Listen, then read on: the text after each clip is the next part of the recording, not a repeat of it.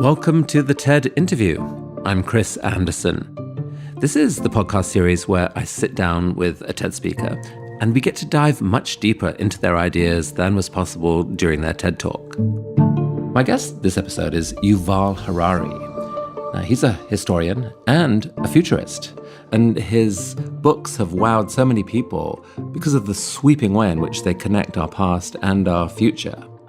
Yuval thinks that humans have gotten to where we are in large part because of our ability to, as he puts it, create fictions, to tell stories, and to share those stories. We can cooperate because we alone, of all the animals on the planet, can create and believe fictional stories. A human can say, look, there is a God above the clouds, and if you don't do what I tell you to do, after you die, God will punish you and send you to hell. This is something only humans can do. You can never convince a chimpanzee to give you a banana by promising him that after you die, you'll go to chimpanzee heaven. No chimpanzee will ever believe such a story. Yuval has a story about the future that is profound, exciting, but also unsettling. He thinks that the disillusionment that many of us feel right now is actually to a large part misconceived. It's not that we shouldn't be worried, but we're actually worried about the wrong things. There lie ahead of us much deeper dangers, dangers that actually could even spell the end of civilization as we know it. Over the next hour, we'll talk about some of those dangers and about why Yuval thinks we've gotten to where we are and what we can do to prepare for the coming challenges. Yuval Harari, welcome. It's good to be here. So you have this extraordinary way of connecting history with every issue that is relevant today, I think. And you seem to do it by the way you describe history as this history of narratives, of the stories that humans have told themselves, which I think you argue is really humanity's superpower. Mm-hmm. I'm curious to hear what you think of the narrative we're telling ourselves today. There's basically, I think in your book, 21 Lessons for the 21st Century, you talk about a disillusionment that's happened. How would you describe that narrative that we're telling ourselves today? We don't have a narrative. I mean, we are in this quite unique and frightening situation when we don't have a story to explain to ourselves what is happening in the world and where we are heading. In the 20th century, we had three big narratives, three big stories that really explained everything. The past, the present, the future. You had the fascist story, which said that the whole of human history is a struggle between nations, and one human group, one nation, one race will violently dominate the entire world. And the second story was the communist story. Communism said, no. History is not a struggle among nations. History is a struggle among classes. Everything that happened for thousands of years is a struggle among classes. And the future, the communist vision for the future, was that one social system will dominate the whole world, ensuring equality between all people, even at the price of freedom. And then the third story was the liberal story, which basically said history is not a struggle between nations or between classes, it's a struggle between liberty and tyranny. And the liberal vision for the future was peaceful cooperation between different groups of people with some inequality, but with maximum freedom. With freedom is the main thing, and we can take inequality as the inevitable price of that. And you can see the 20th century is a struggle between these three stories.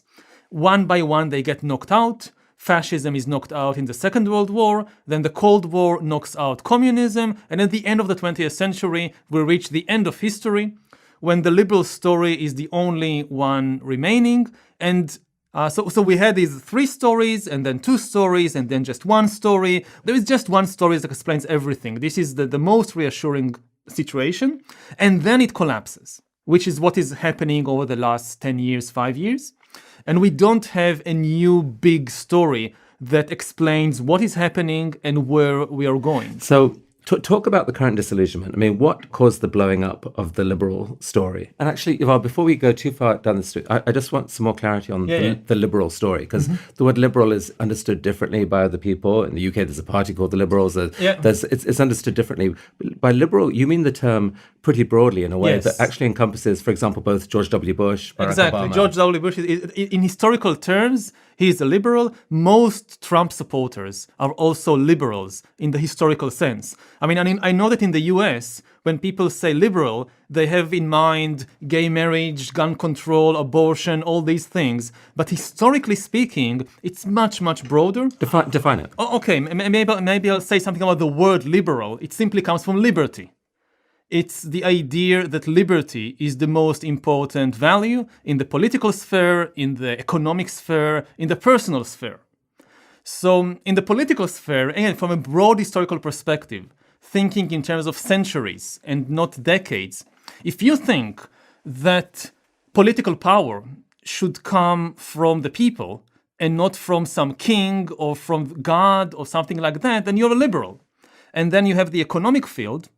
And there, the idea is that people should be free to choose their professions, their products, what to buy, what to work, economic liberty. If you think that people should have the freedom to choose their own professions, their own careers, you're an economic liberal. So you have the political field, the economic field, and then you have the personal field. So here the test is, if you think that people should be free to choose whom to marry, then again, you're liberal. This is where it gets confusing, I think, the term liberal a little bit for some people, because there's a lot of conservatives who would accept the first two definitions of liberal and would embrace that. But perhaps until recently, many of those people would not have accepted liberal guidance on the very personal side. And so... Yeah, I mean, but even if you look at the personal field, I think even most hardline Republicans are in favor of marrying from love and from your own personal choices, and are not in favor of fixed marriages. I think that most Republican voters did not marry somebody who was chosen for them without their consent and participation by their parents or by the elders. So when you get to something like gay marriage, if my choice is to marry somebody from my own gender, then some people say, okay, that's where the line, I draw the line. But compared to the situation a century ago, I think that most Republican voters a century ago would have been considered like extreme hippies. They would have been like on the extreme liberal end of the spectrum. So there's definitely on the personal sphere, there's been this massive shift of opinion over time. And you can think of the liberal story as a broad one. There's lots of detail in there. But basically, a version of that story encompassing politics, economics, and personal became the winning ideology of, say, from 1990 or whatever onwards. But it kind of, after 20 years, boom, ran into massive problems. Describe what happened. What are the reasons is difficult to say, especially because many of the promises of kind of the liberal story were fulfilled. The world is still full of problems, but compared to any previous time in history, according to many measurements, we never had it better. I mean, if people think, no, liberalism has done a really bad job, we want to go back to some pre-liberal golden age, I would just like to know which year they have in mind. If you think the world of the early 21st century is a bad place to live in, what are you dreaming about? The 1950s, the 1850s? Are you dreaming about going back to the 13th century? If you look at statistics about things like child mortality, like epidemics, like famine, for humans, not for the planet, not for the ecological system, but for human beings, the early 21st century is the best time to live. So as a historian almost, what I hear you saying is that there's almost a human psychological bug where we're wildly prone to nostalgia and to false stories about the past. We don't remember the bad stuff. We have a tendency to focus on recent problems that hit us now, and we're not really comparing like with like, and that can be dangerous, actually. Yeah, I mean, if you like family values, just consider going back 200 years to a situation when you have 6 kids and 4 of them die before they reach 20. If you care about family and about children, would you like to live in such a world? And I think most people won't, but they just don't remember because they weren't alive. So they don't take this into account. And when I try to understand, so what is the deep reason for this disillusionment and backlash against the liberal order? So one option is that this is actually limited to largely the Western core countries, where in relative terms, even though their situation also improved, in comparison to people in India or in China, the gap has shrunk. And because these are still the most powerful countries in the world, especially the US, when people in the US feel miserable, the entire world shakes. The world feels the pain of people in Kentucky and Pennsylvania far, far more than it feels the pain of people in Brazil or in India. Is that because the media stories originate from the US, or it's not just media? The US is a powerful country in the world in economic terms, in military terms, in cultural terms.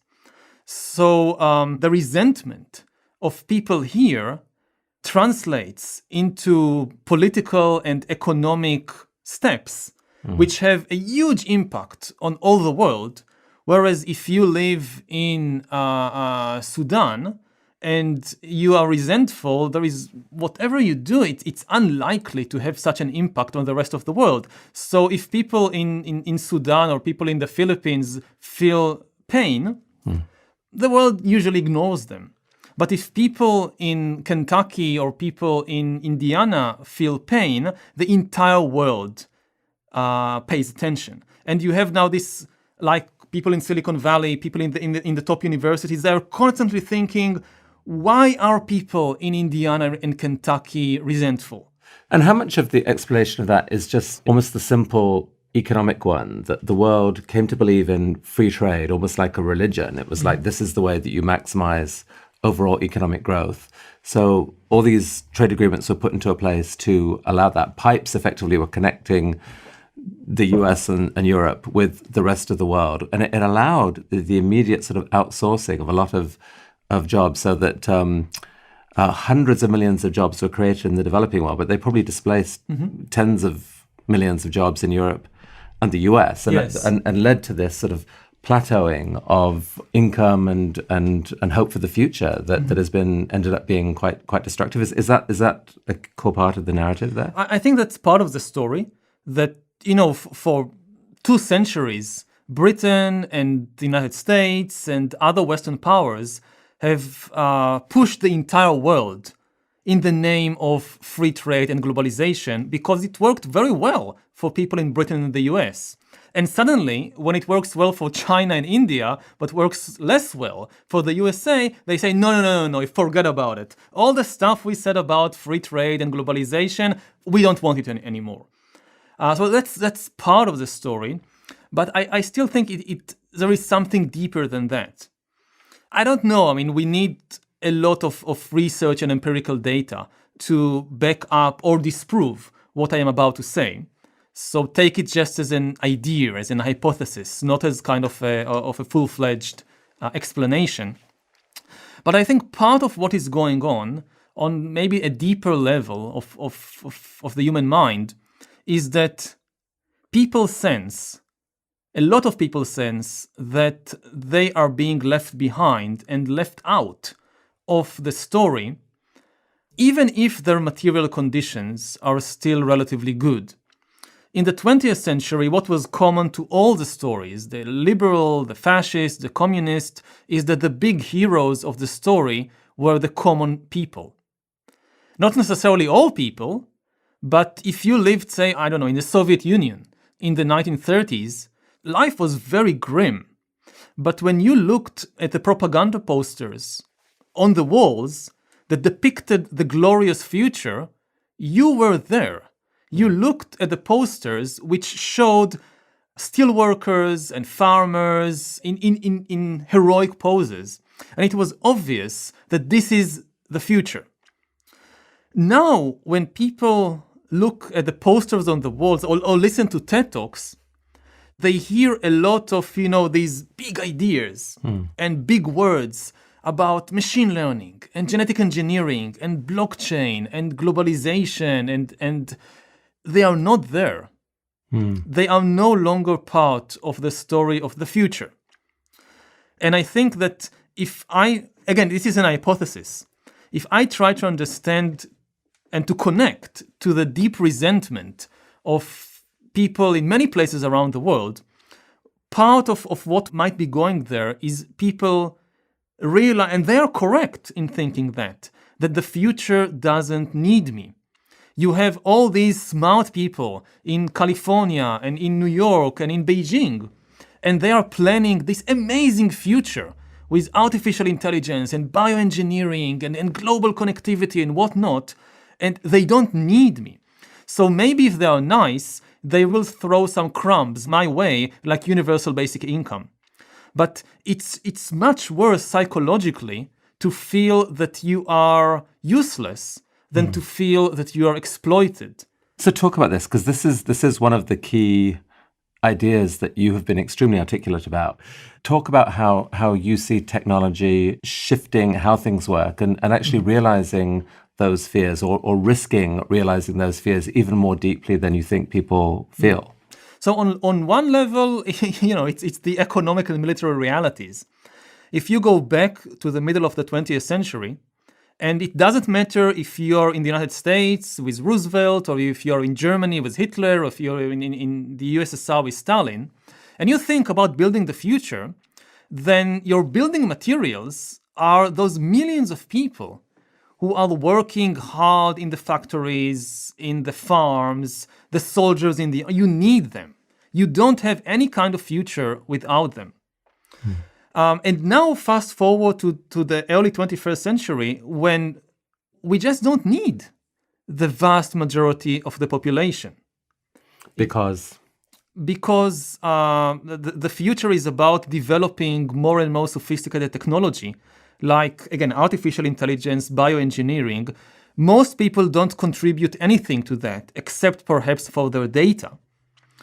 And whatever people are still doing, which is useful, these technologies increasingly will make redundant and will make it possible to replace the people. I mean, that's obviously, there's a lot of debate about this. Some people feel that actually technologies, including artificial intelligence, will empower people simply to do more interesting work.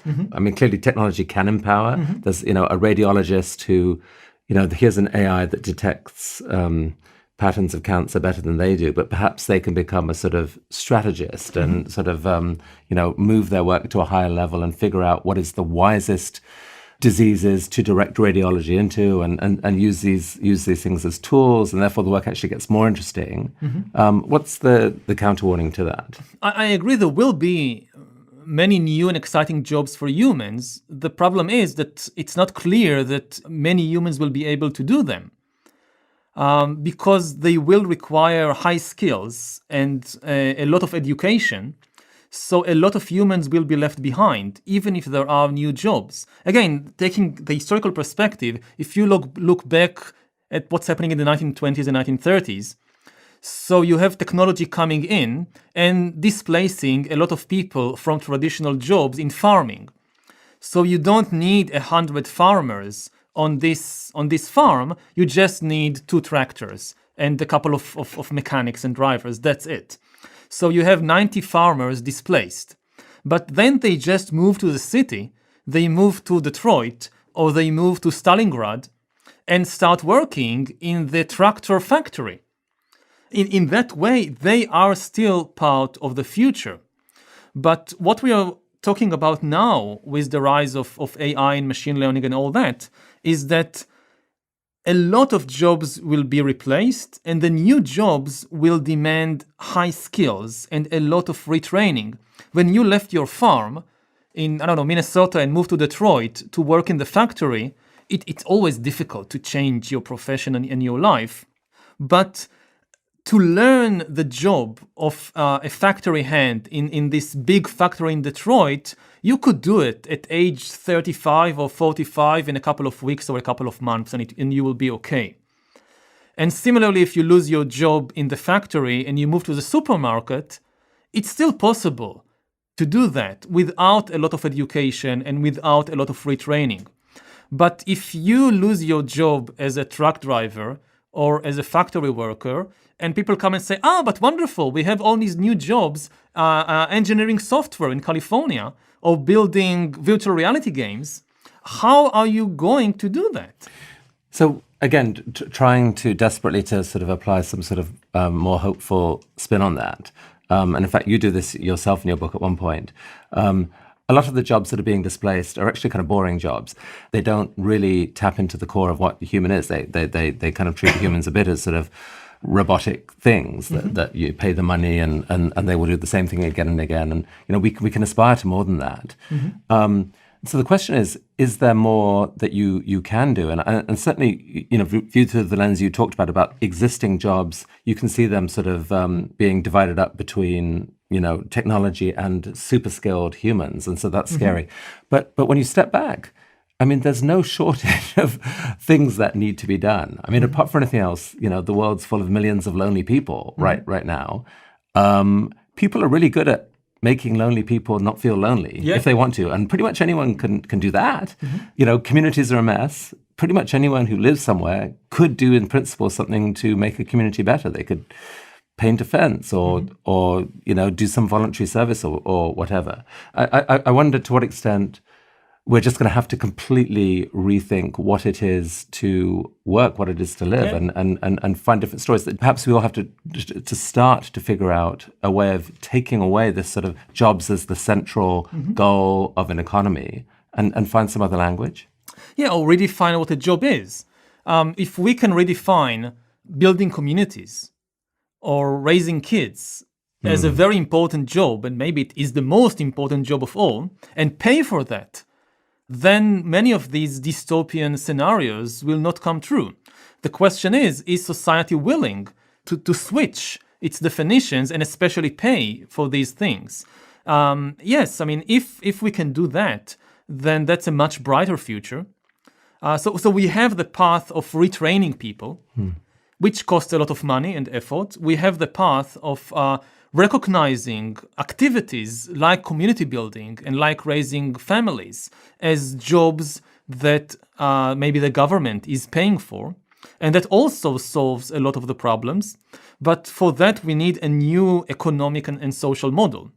So I'm definitely not saying that things are hopeless. There is nothing that can be done to stop the worst case scenarios. There are many things we can do, but it's not going to be easy because we need a new economic and social model. So this question of who pays and how seems crucial because in the course to this future, certainly more wealth will be created, but it's going to be aggregated by the companies who are using the technology. They're losing workers and jobs, making their products more profitably. There's more wealth there, but there's no agreement on how that wealth could ever move to, for example, pay a mother or someone who was working in a community. Do you see any solution to that problem other than somehow governments just insisting on greater tax distribution from the very rich companies? That's the traditional role of government. When the market isn't efficient enough in redistributing the wealth, then this is the job of the government. How exactly to do that? I'm not an economist, so I don't know how to answer that. It's basically a political question. We need some political consensus around that. But I would say that the biggest problem by far is not on the national level, it's on the global level. I think that Americans will be okay. And I think also that the Chinese will be okay. Because the USA and China are leading this revolution and they will dominate probably the economy in the coming decades. And more wealth will flow to the US and to China. So there's still going to be political battles within the United States about how exactly to redistribute the wealth, but they have something to redistribute. If you think about other countries, if you look down south, at Mexico, at Honduras, at El Salvador, at Brazil. I think the other situation is far, far worse. I mean, I can easily envision a future in which the government taxes the tech giants in California to pay mothers in Pennsylvania and in Indiana. I don't see a future when they take some of that money and send it to Honduras or Mexico or Brazil. And so the question is, what will the people there do?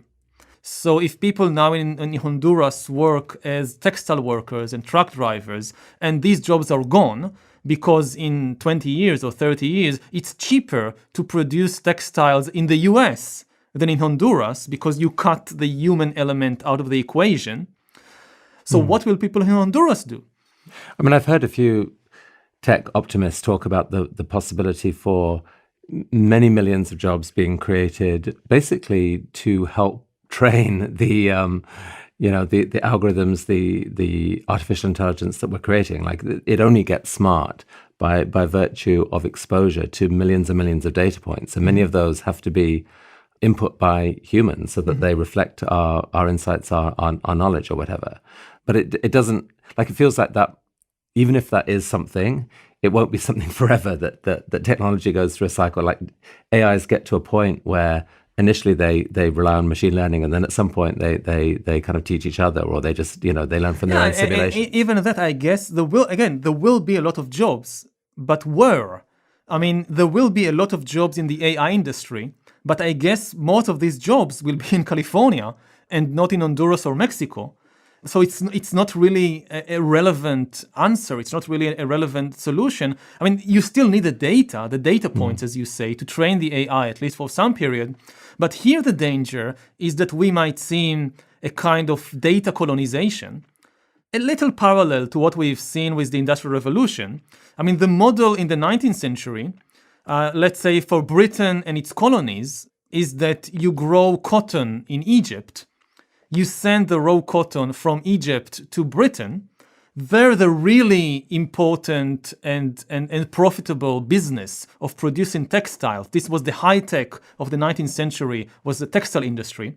So you send the raw materials of cotton from Egypt to Manchester, you produce the shirt in Manchester, and then you send it back to Egypt to be sold. And most of the profits are, of course, in Manchester. And we might see the same thing with the data economy, that you harvest data, let's say in Mexico, you send the raw data to California, it's being processed there, the high-tech products of AI are being produced in California, and then you send back the finished good to be sold in Mexico. And the vast majority of profits are therefore in California. And the only thing that the data colony contributes is the initial data, which it has no control over, and therefore it gets just a very small part of the profits.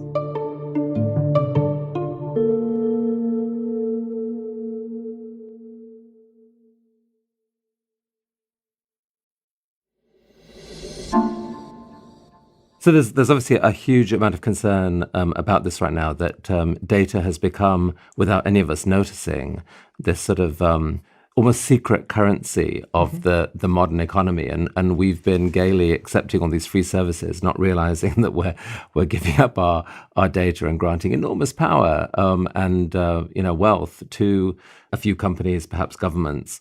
Do you recommend or see any way through this where it feels like, in principle, there's a mental flip that could be made and said that actually everyone in the world, even if they have no money, are actually a source of value from their data. They actually are an amazing data set. Even if they don't have any spending habits to look at, just their DNA, their health, their condition, in principle, there's enormous value that the rest of humanity could benefit from. If we could figure out a way of attributing the value that we get from data back to that individual, it could actually be an enormous impetus for economic growth, and perhaps part of the process for not creating a useless class after all.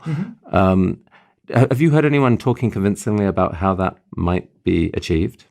Yeah, there is a lot of talk now about ownership of data and how to ensure that people not just own their data, but profit from their data being used. There is talk about a data tax. That part of the issue is that, we are used to an economy in which currency, in which money, dollars, euros, yens, is the main thing that is being exchanged all the time. But we might be moving to a world in which the main thing that is being exchanged in more and more interactions is only information. So if you're thinking in terms of taxing dollars, you're missing most of what is happening in the economy. And it's not just, okay, let's try to put a dollar value on the information being transmitted. Again, you're missing the main point. Don't put a dollar value in it, put an information value in it. And maybe we need to have an information tax, which is not only a tax on information, it's a tax in information. You need to pay in information. And we still don't have kind of even the conceptual framework to deal with such an economy. You can figure out by implication approximations for the value of people's data. If you look at a company like Facebook, it's something like a $55 billion revenue corporation that comes from 2.3 billion users. In very rough average terms, it's making $25 per user. So there is already, the market is implying certain values. And what I wonder is whether, given the pressure on tech companies now and the sort of the growing suspicion and the risk of government action and so forth, whether some of them might be persuaded or seduced into redefining their contract with their users and actually saying, here's the deal. We know that you are bringing us huge value. We are giving you a service, so we're already giving you that. But we may not be fully reflecting the value of the data you're giving us. We will be more transparent about this. You will have your own data account. And I feel like at some point, just as people move towards bank accounts containing money, at some point there's going to need to be, if people feel control over their data, I think the whole conversation changes. No, it's very hard to conceptualize what it means to own and control your data. We have thousands of years of experience in ownership of land. So it's easy to conceptualize. I own this piece of land. I build a fence around it. There's a gate. I decide who goes in, who goes out. Very easy to conceptualize. What does it mean that I own, let's say, my medical data, my DNA, like my most private data possible, my DNA code? It's mine. Okay, what does it mean? Unlike land, which you have just one copy of a field, it's in one place, you can't move it, you can't transmit it, nothing. With DNA, okay, I have a printout of my DNA, wonderful. It doesn't mean anything. There can be 1 billion copies of my DNA in all kinds of clouds and computers and whatever. It can be used in so many ways which I don't understand. So we are very far from understanding what it means to own your DNA and to have reasonable models for how to allow usages that I want, like access to my doctor, from usages that I don't want. So this is one problem. The other problem is that we are now in a situation when the data of individual people is very valuable because it is used to hack the humanity and to train AI. But this is not going to stay like this for long. Once the AI is trained and once humanity is hacked, the data of individual people is going to decrease drastically in its import because we already figured out this animal. So the next 1 billion people, we don't really need their data anymore, not as much. Now is the critical time. And the really important thing about what's being accumulated, especially in the US and in China, is the ability to hack human beings. Okay, and this is worth trillions and trillions, not billions. So this is an alarming phrase, right? The ability to hack human beings. Give me an example of that. What are you talking about? In the abstract, the ability to hack human beings means the ability to understand humans better than they understand themselves, which means being able to predict their choices better than they can predict their choices, being able to manipulate their emotions, being able to make decisions for them. Now, it should be very clear, we are not talking about knowing humans perfectly. That's absolutely impossible, never going to happen. We're just talking about the ability to know you better than you know yourself, which is not so difficult because most people know very little about themselves. And by the way, that's not all bad, right? For technology to know that.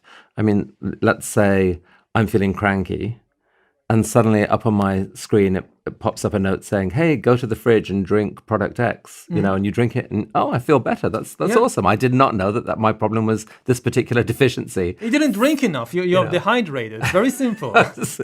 So I mean, part of it is good. And some of what frustrates me about the current conversation is that, that talks about, the risk of, behavioral manipulation and all the rest of it, is that this has been part of economic life for years. Like the amount that television companies extracted per hour of user attention could be higher than Facebook and Google and so forth are extracting now. No, it's not completely new. Nothing is ever completely new in history.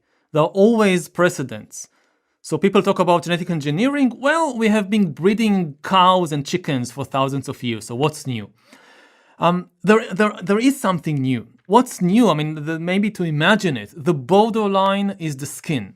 Previously, almost all the information gathered on you was outside your skin. Where you go, what you buy, what you watch, what you press on your TV, what you press on your keyboard. This is the information that flowed.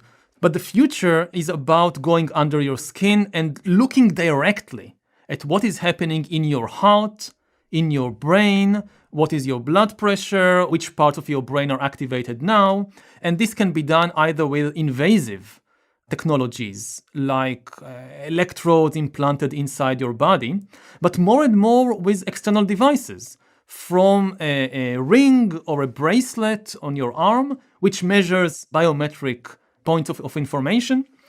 Or there are now devices that just by looking at your face from a camera, they can tell what's happening to your blood pressure, to your heart rate, things like that. And this is extremely good clues for understanding your emotional state. So it can go in the direction of, full-blown totalitarian regimes, like North Korea forcing every citizen in, say, 10 years or 20 years to wear a biometric bracelet, which constantly monitors not where you go and what you say. It monitors what's happening in your heart and in your brain.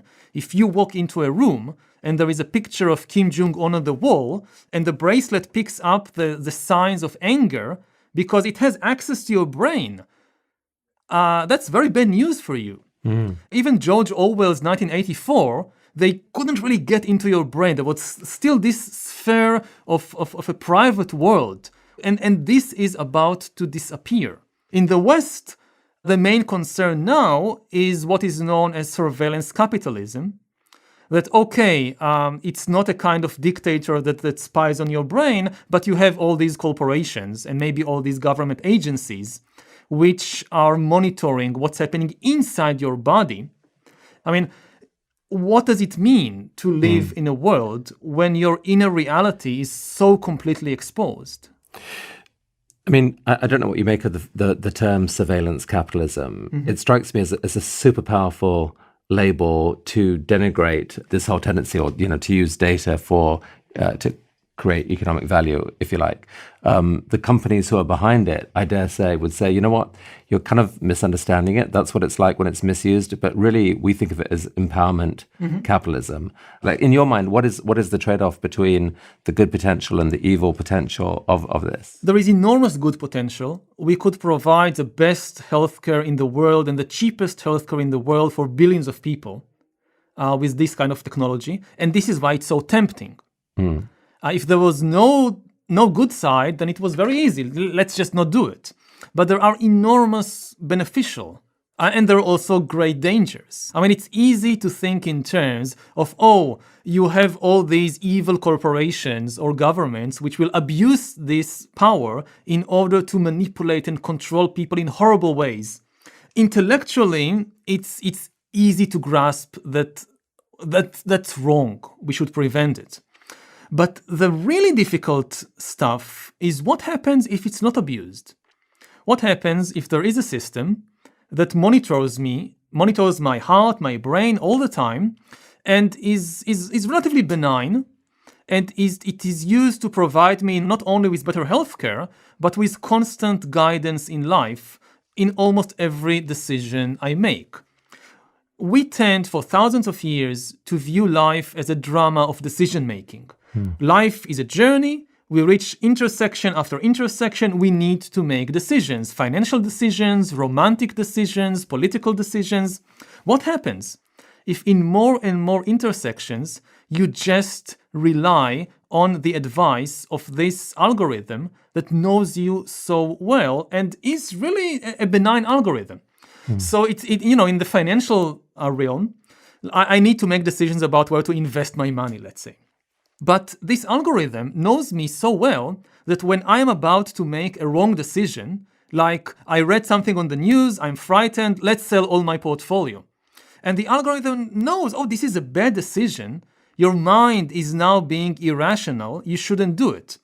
And we learned from experience that this second brain that follows me is usually better than my organic brain. So I give the bank an order. If what I tell you conflicts with what this second brain, the algorithm tells you, don't do what I tell you, do what the algorithm is telling you. If you do what I tell you, I'll sue you because I know that the algorithm is better than me. So you're on the phone with your banker and you're screaming, sell my portfolio.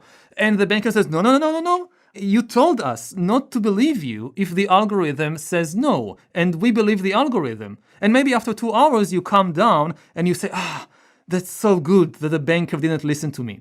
Now, what happens when the same thing also repeats itself in the romantic field? That you want to marry somebody and the algorithm says, no, that's a bad idea. You should marry somebody else. And we learn by experience to trust the algorithm. I mean, what kind of life is it when more and more of these decisions are taken by the algorithms? We have no religious, artistic, or philosophical model for understanding such a life. So talk more about this. Like, do you have any guidelines to suggest about the things that are precious that we must hold on to and actually must not even start the process of outsourcing to technology? That's the big question. One of the big problems is how do you define the goal? The financial algorithm, that's easy. I want more money. So if you define the goal in such simple terms, the algorithm knows what to do. When you reach something like the romantic field or like what to study in university, then who defines the goal? Now, part of the problem is that who defines the goal today? I mean, how do I define today my romantic goals or my career goals? I mean, it's not that humans are doing it perfectly now and the algorithms will do a much worse job. Humans are doing a terrible job now. It's true. So it goes back to the most ancient philosophical and spiritual questions of getting to know yourself, of what is good, what is the good life. And I cite a lot in these days that ancient philosophical questions are now becoming practical questions of engineering.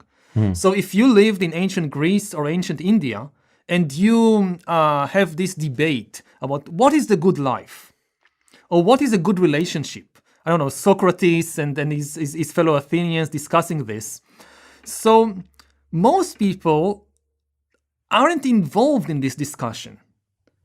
And they just live their life in any way that in a haphazard way. They survive. Yeah, they somehow muddle through. And there is an even deeper issue here, which is that self-reflection and self-exploration is just much more difficult and painful than people often imagine. They think, okay, we'll have more time and technology will help us and we'll explore ourselves and this will be wonderful. They imagine themselves like, again, in ancient Athens, walking with Socrates and having these interesting discussions, or sitting for meditation and having all these experiences of bliss and oneness with the universe and wonderful. And part of the problem and part of the reason that until today most people did not embark on a serious journey of self-exploration during their life is that it's far, far more complicated and painful from that. You start exploring yourself, you discover many things you don't like about yourself. You don't have these experiences of bliss and oneness with the universe. Well, maybe sometimes you do. But most of the time, you have these experiences of pain and anger and loneliness and all kinds of things that you don't want to confront. They are there inside. So I think we reach a point in human history when technology is forcing us to do this inner spiritual quest, or we are going to pay a much higher price for not knowing ourselves than ever before. And this is not going to be easy. Well, you strongly recommend meditation. It's something that's become a huge part of your life. Talk about that. Well, I meditate. I do Vipassana meditation, which I've learned from S.N. Goenka. I meditate for 2 hours every day, almost every day. That's an amazing time investment. I mean, you really it's worth think that every second. And my yearly vacation is to go on a long retreat of between, say, 30 days and 60 days. I just came back last month from a 60 days meditation retreat. Give me one, like a sense of an insight that you got during that 60 days. Insight? Or just something that justified to you the value of that time. Oof. Well, you can't understand what's happening today in the world with the attention economy if you don't observe what's happening to your own attention every moment. That like the simplest meditation instruction is just, the simplest thing in the world.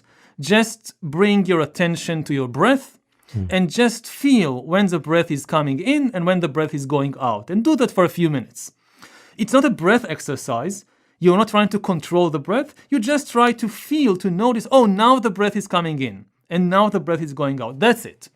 And this was like when I went to my first meditation course, this was the instructions on the first evening. And I was absolutely shocked that I can't do it for more than 10 seconds without my attention wandering away. Anybody who wants to understand the debate today about the attention economy and what's happening with Twitter and YouTube and Facebook and all that, if you don't take the time to observe your own attention in real life, in actual experience, you won't understand that. And to realize, I was doing my PhD in Oxford. I thought I was a very smart person. I have full control of my life. Nobody can manipulate me. And I couldn't focus my attention for 10 seconds on my own breath without some thought, emotion, memory popping up and hijacking my attention to some story, some fantasy. And it made me realize I have no idea what is actually happening in my mind. I have almost no control over my attention. And that's kind of the beginning of the journey. To what extent, Yuval, is our very language misleading here? Like all of our language is about you, me, it's my attention. You say, know thyself.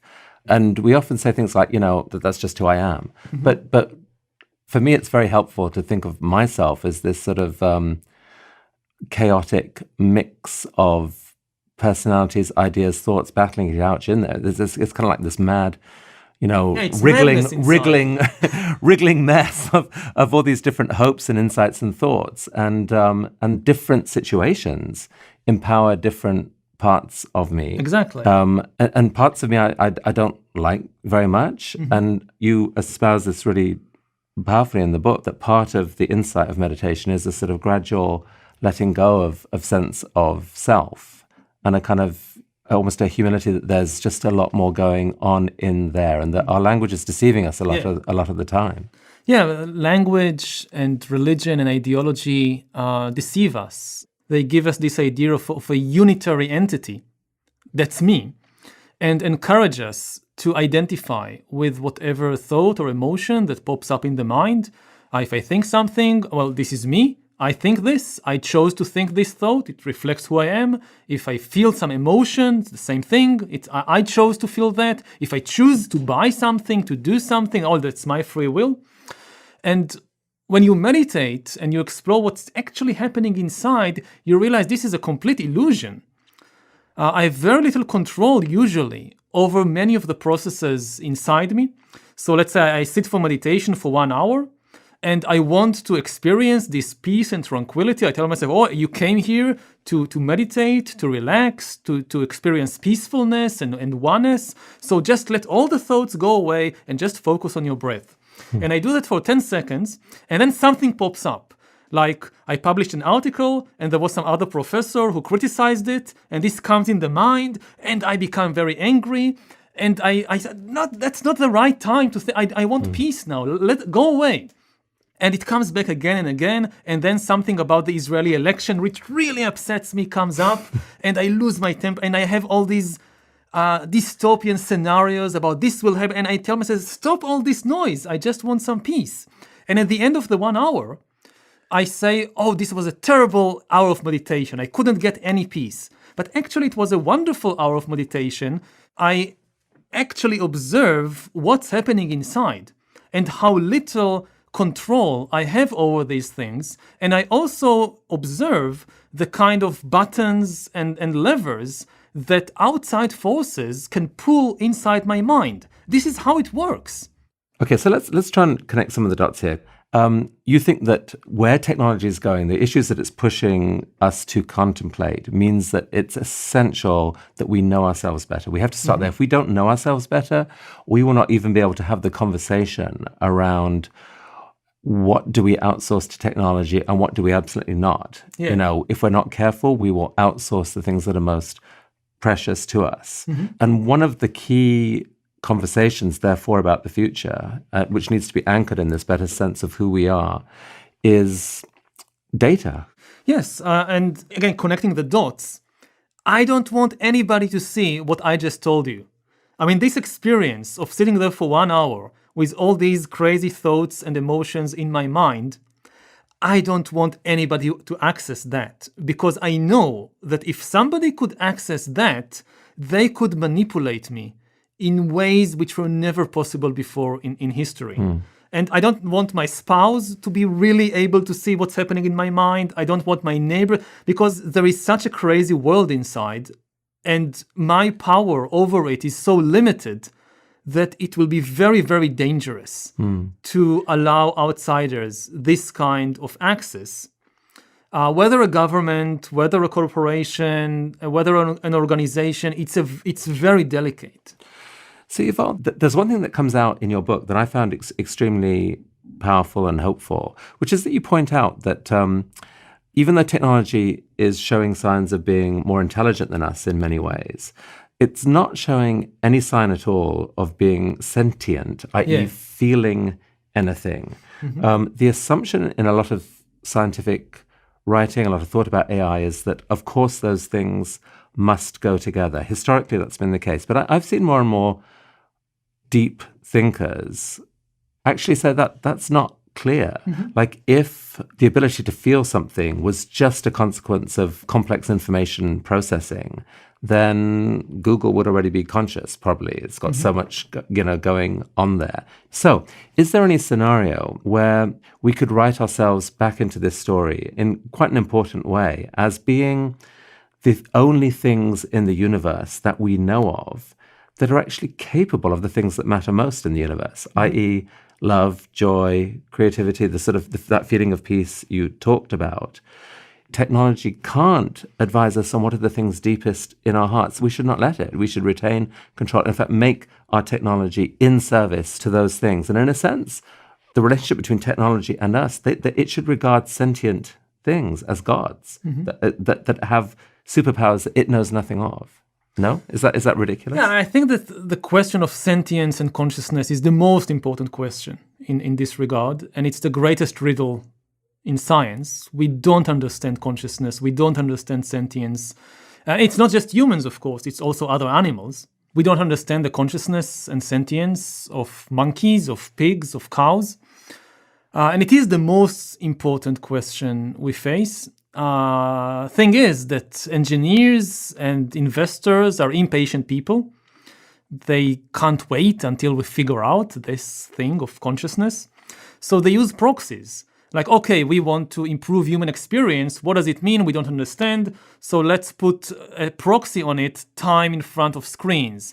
I mean, it goes back to the idea that the customer is always right. If people spend more time in front of the screen, that means they are having a good experience, mission accomplished. And this is an extremely poor philosophical foundation. And I think that's the biggest problem in Silicon Valley and in the entire technological revolution that we are seeing, that the technology and the engineering is incredible, and the philosophy is sometimes very childish. Indeed. But some people listening to this will go, okay, you've gone all philosophical on us, and the world can't. The world can't afford that for now. It's impatient. We've got some bigger things to worry about. So let's look at some of those bigger things. Thinking as a historian, you said that we are currently down to sort of no stories. That old story of liberalism has been broken by this sort of disillusionment of the last couple of years. So what now? Why does it matter that we don't have a story now? Maybe we just muddle along for a bit. What happens? What are you worried about could happen? The worst problem is that we are confronting some major global threats, and we need to act on them. I mean, if we could have the time for, a couple of decades of just humanity on a journey of soul searching and who we are and where do we go from here, then fine. But we just don't have this luxury. We don't have the time. We have climate change. We have the threat of nuclear war still there. People forgot, it was in the 60s. No, it's still today. There are still nukes around, a lot of them. And we have this problem we have been talking a lot about of disruptive technologies. Artificial intelligence disrupting the job market, the economy, bioengineering disrupting the human body itself. And we need global cooperation on all these issues if we are to solve them or to prevent the worst outcomes. And without a common story, we don't have global cooperation. Again, large-scale human cooperation is built on shared stories and fictions and mythologies. And you would include, as examples of that, everything from like a religion, maybe even a local superstition, through to things like the American dream or even human rights. Human rights are not a biological fact. They are a story we have constructed. Now, when I say that something is a fiction or a myth or a story, it doesn't mean that it's evil or that it's a lie or that it is bad.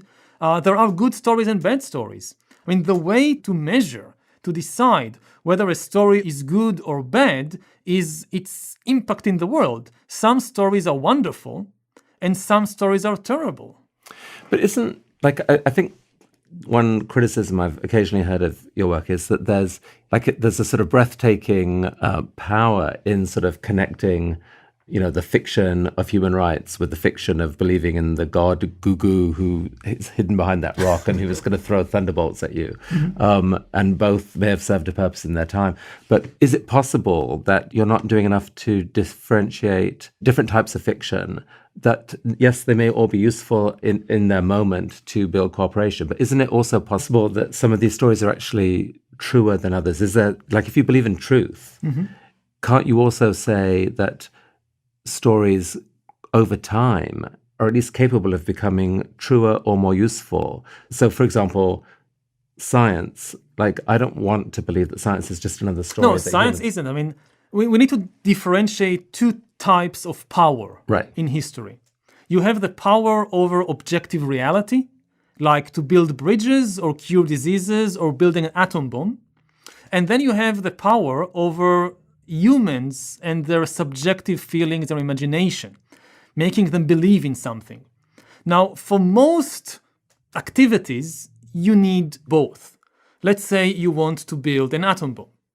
So on the one hand, you need a good theory of physics.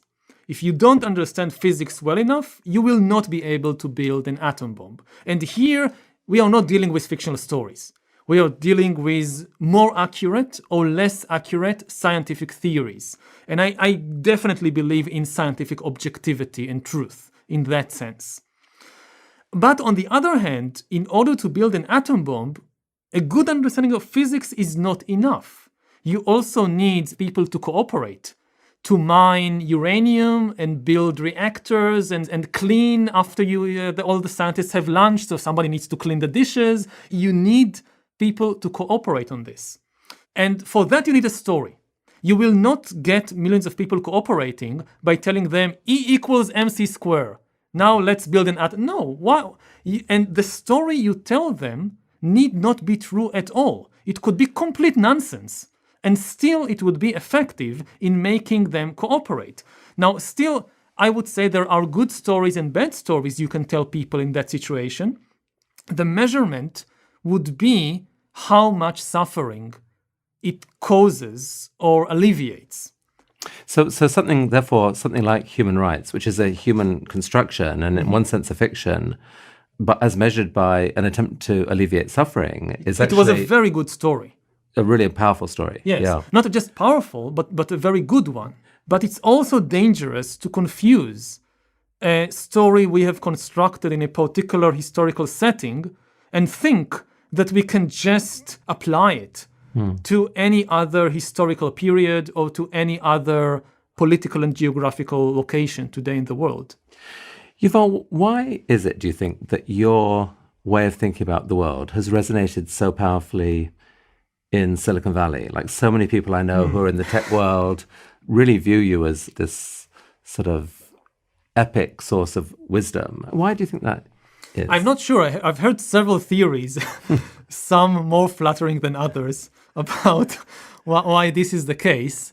Well, so here's a possible flattering one and an unflattering one. A flattering one would be that you're one of the few historians who really seems to get technology and the power of it. So I think they respect that. But perhaps the unflattering explanation is that almost that you're letting them off the hook because you go with, this is almost inevitable and our response to it should be to understand ourselves better. And then what happens next is not clear. Whereas there's a lot of people out there saying, wait a sec, the world is about to be blown up by some of the technologies we're doing. Shouldn't you be calling for a revolution, calling for the firewall to be erected around California or something? People are annoyed at you at being too calm in your recommendations about what we should do. Usually I get the criticism that I'm far too pessimistic and not that I'm calm. But I think that you can't just stop all research and development of technology, of AI, of bioengineering. And even if you do it in one country, other countries will not do that. So I don't think that we have the option of just saying these developments are extremely dangerous, let's stop. I mean, one of the things you suggest we do is to replace some of our anger at the current situation with what you call bewilderment. Yeah. What did you mean by that? I mean that when you're panicking or when you're very angry, you think you understand what is happening. And I think it's a better place to be in if you realize, wait a minute, the truth is I don't really understand what is happening in the world. I don't have these ready-made answers. And part of the appeal of populists and authoritarian kind of father figures today is that people are frightened, are confused, and you have this person coming and saying, I know everything, just trust in me. I will make everything okay. And that's extremely dangerous. It's difficult, but I think it's important to just stay with the bewilderment and confusion, not forever, because we need to take action, but at least for some time. I mean, there's a humility in that, I think, isn't there? Like if everyone on left and right, for example, instead of getting more and more outraged at each other, we just said, actually, I don't know the answer to that. And I would like to know. Like you could picture a shift in tone of the conversation of people trying to learn from each other instead of trying to judge each other. I mean, do you see any chance of that happening? Where actually are you on the optimism, pessimism spectrum? I would try to kind of summarize my views like that. Things today are better than ever for humanity. Things are still quite bad, and things can get much, much worse. So I'm not an optimist because I think that, yes, things are bad and they can get much worse. But I'm not a pessimist either because I think that things are better. than previously in history, which means that it is possible to improve the situation. It's really still up to us. We still have the time and the ability to make a change for the better. Well, the stories we tell ourselves is going to play a key part in that.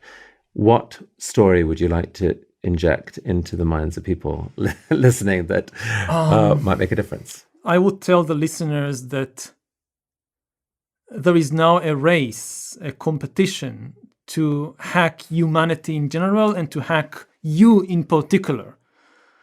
And you should make the effort to stay ahead of your competitors, of the big corporations, the governments that are trying to hack you. So you need to get to know yourself better because there are now these forces that are trying to hack you. It's not like the old days. Philosophers have been telling people to get to know yourself better for thousands of years. But in the past, in the days of Socrates or Buddha, you did not have real competition. Now you have competition. You need to stay ahead.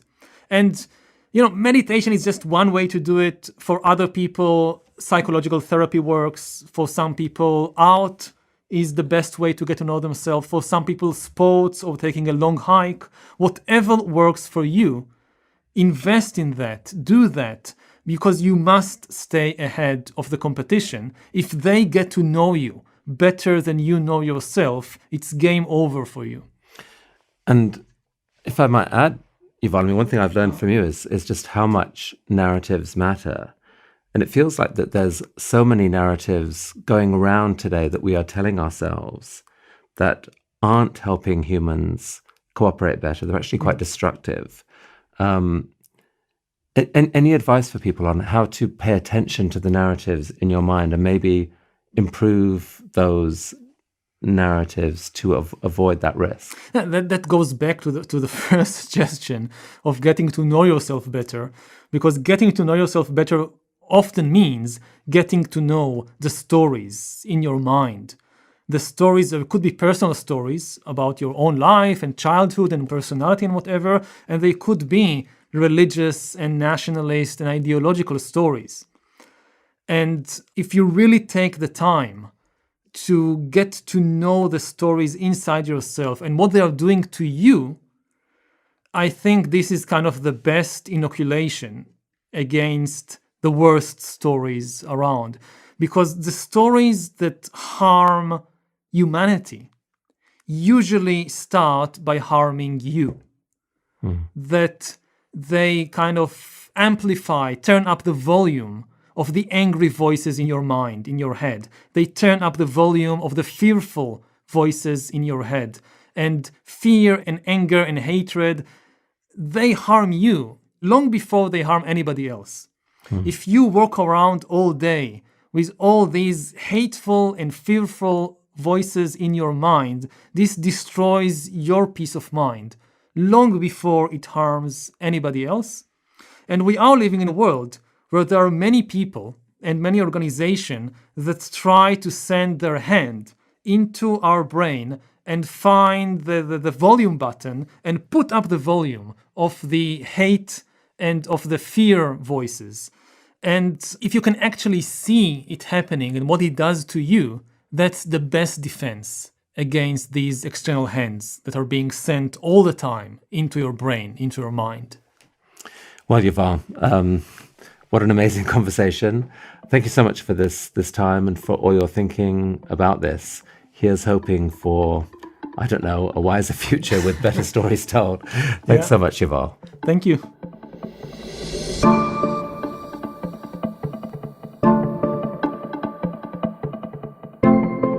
Okay, that's a wrap for this episode.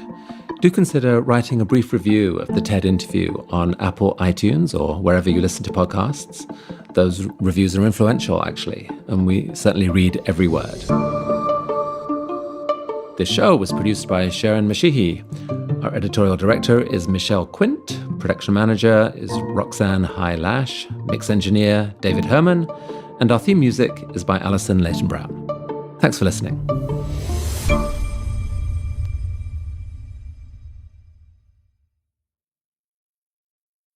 On the next episode, best-selling author Yuval Noah Harari. He shares his personal experience with depression and his journey to discover both its causes and solutions. It is not the trauma that destroys you. It is the shame about the trauma. And giving people safe places to release that shame is an antidepressant. That's next time on The TED Interview.